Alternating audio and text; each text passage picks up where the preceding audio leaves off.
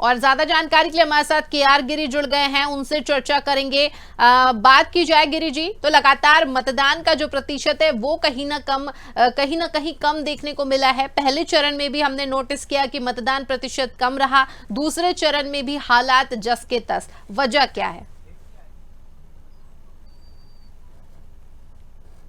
के दूसरे चरण के चुनाव 3 लोकसभा सीटों पर हो रहा। राजनांदगांव, महासमुंद और कांकेर के लिए मतदान जारी है।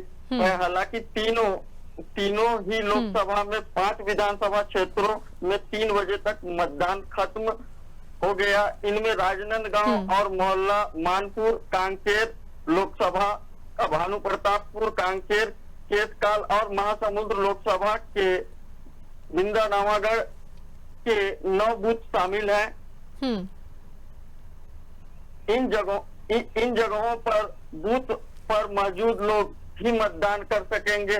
शेष स्थानों पर शाम 6 बजे तक मतदान चलेगी। मैं आपको बताना चाहूंगा कि ये दोपहर 1 बजे से लेकर 3 बजे तक। चलिए गिरी जी, मैं आपसे लगातार चर्चा करूंगी। यहाँ पर मेरे पास एक अपडेट आ गया, दर्शकों को अपडेट देना चाहेंगे। इस वक्त की बड़ी खबर आपको बता दें, जहां पर मतदान का जो प्रतिशत है वो आ चुका है।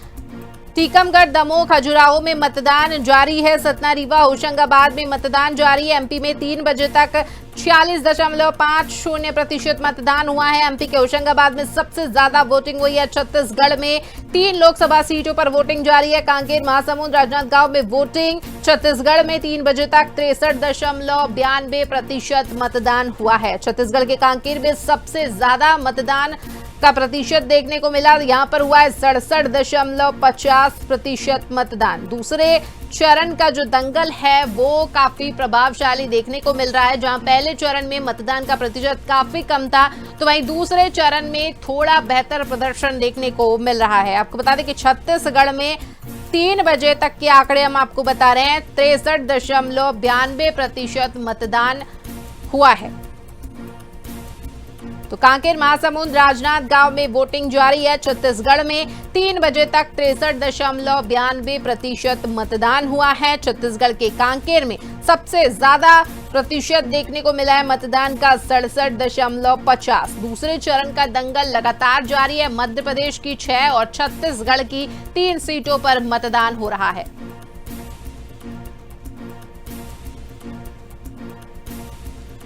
तो बड़ी खबर इस वक्त की आपको बता दें, जहां पर मतदान का जो प्रतिशत है वो बेहतर होता नजर आ रहा है। जहां मध्य प्रदेश की अगर बात करें तो मध्य प्रदेश में 3 बजे तक 46.50% मतदान हुआ है, तो वहीं छत्तीसगढ़ में 67.50% मतदान हुआ है। चलिए, चर्चा हमारी लगातार जारी है। केआर हमारे साथ लगातार बने हुए हैं। गिरी जी, अगर बात की जाए छत्तीसगढ़ की, तो कहीं ना कहीं हमने देखा कि छत्तीसगढ़ में तमाम राजनीतिक पार्टियों ने अपना दमखम दिखाया। चाहे फिर अगर हम स्टार प्रचारक प्रियंका गांधी की बात करें या फिर यूपी के सीएम योगी आदित्यनाथ की बात करें, दोनों ने ही हुंकार भरी है छत्तीसगढ़ में। क्या असर देखने को मिला?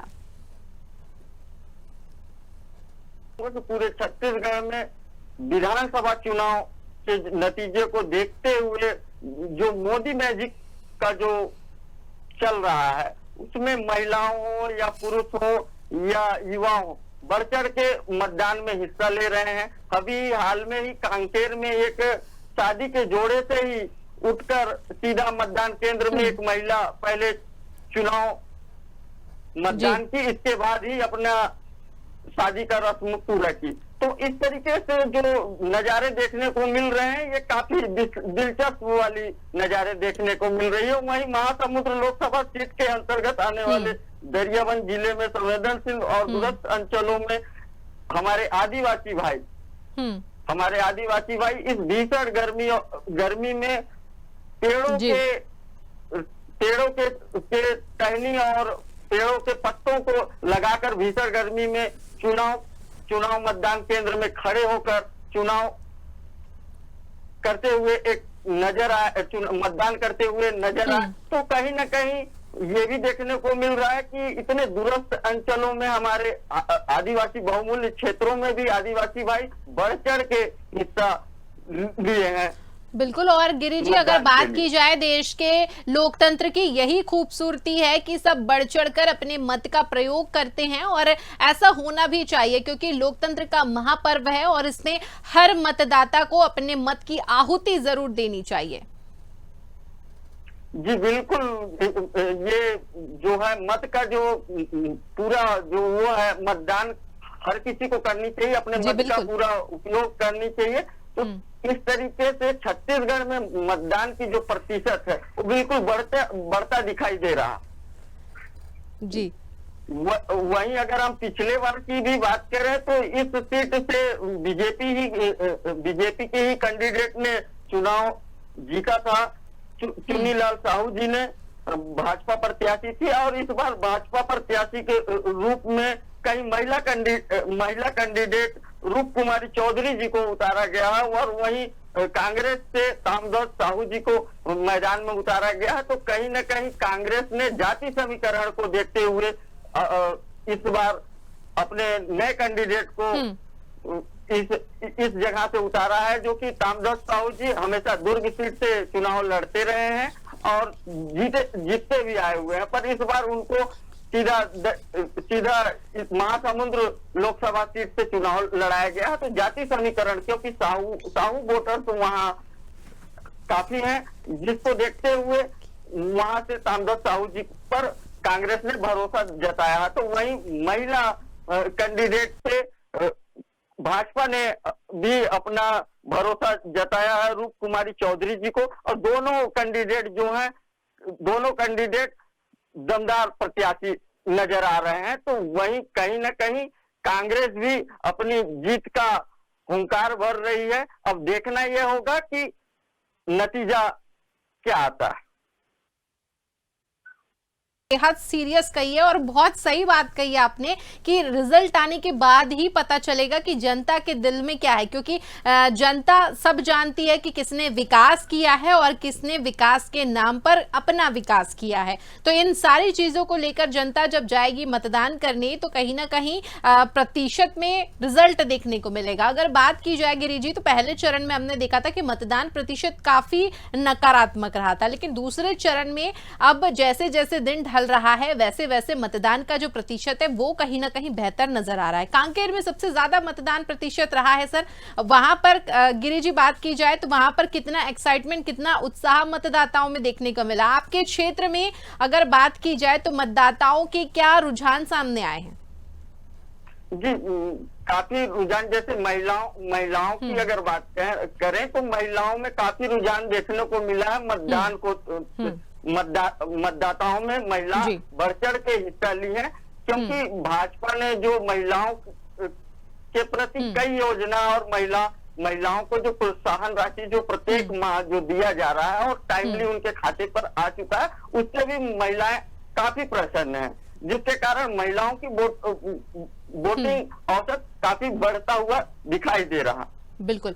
अगर बात की जाए प्रियंका गांधी की, तो प्रियंका गांधी ने छत्तीसगढ़ में खासा फोकस किया है और जनता को साधने की उनकी हर बार की जैसे कि नीति होती है, महिलाओं पर उनका विशेष फोकस होता है। महिलाओं को साधने की हमेशा की राजनीति रही है, लेकिन इस बार उन्होंने किसानों पर विशेश फोकस किया है। क्या स्थिति लग रही है आपको?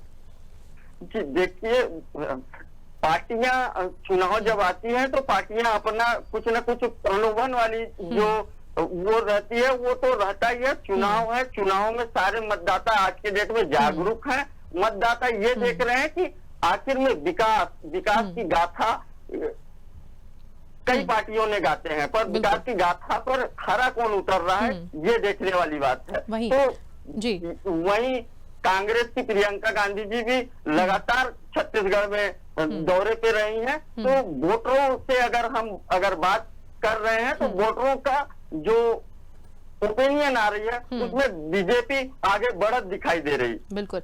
और वहीं गिरी जी अगर बात की जाए, क्योंकि कांग्रेस की चर्चा कर लेते हैं हम पहले, फिर बीजेपी की भी बात करेंगे। यहाँ पर अगर हम देखें तो योजनाओं का भी आपने जिक्र किया, प्रलोभन की आपने बात की, तो कांग्रेस ने कुछ चीजों पर फोकस किया है, हम उस पर चर्चा करेंगे। महालक्ष्मी योजना की बात करती हुई नजर आई प्रियंका गांधी, जाति जनगणना की बात उन्होंने कही है, 30 लाख रिक्त सरकारी पदों पर भर्ती की बात कही है, युवाओं के लिए प्रशिक्षुता शुरू करने की बात कही है, और साथ ही एक मुद्दा जो छत्तीसगढ़ में फिलहाल बहुत ज्यादा हाइप पर था सरकारी कंपनियों में ठेकेदारी प्रथा को खत्म करने की, और कृषि ऋण माफी की जो बात है वो कांग्रेस करती नजर आई है। जब हमने देखा था विधानसभा चुनाव की अगर हम बात करें तो भूपेश बघेल को पूरा भरोसा था कि विधानसभा चुनाव में जीत मिलेगी, लेकिन रिजल्ट बिल्कुल उल्टे आए थे। यहां पर ओवर कॉन्फिडेंस की वजह से शिकार बन गई थी कांग्रेस।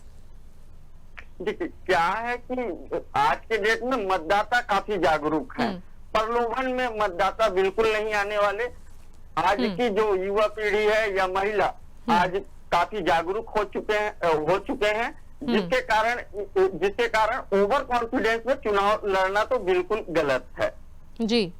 और अगर हम बात करें किसानों की या महिलाओं का, तो प्रलोभन देने से चुनाव आज के समय पे नहीं निकाला जा सकता। धरातल पे किसने कितना काम किया है, क्या काम किया है, ये देखने से दिख रहा है।